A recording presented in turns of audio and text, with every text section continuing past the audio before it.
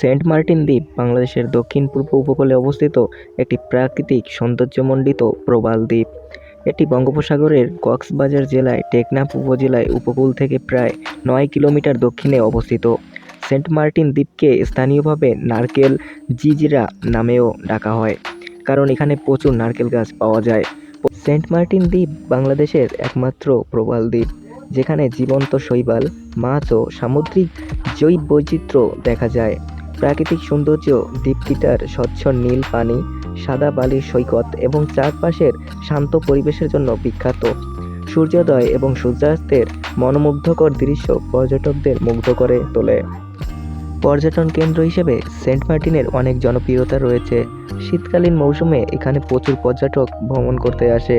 Saint মার্টিনের মূল দ্বীপ থেকে প্রায় ৫ কিলোমিটার দূরে অবস্থিত সেরা দ্বীপ আরেকটি আকর্ষণীয় স্থান।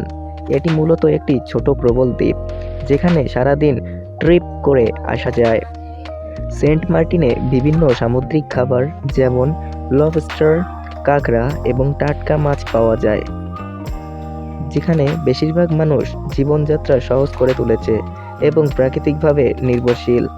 সেন্ট মার্টিনে যাওয়ার জন্য টেকনাফ থেকে নৌযান, জাহাজ ব্যবহার করতে হয়। শীতকালে নৌযান চলাচল বেশি সক্রিয় থাকে, কারণ তখন সমুদ্র শান্ত থাকে। পরিবেশ রক্ষায় প্লাস্টিক এবং অন্যান্য বর্জ্য দ্বীপে না ফেলতে সচেতন হতে হবে।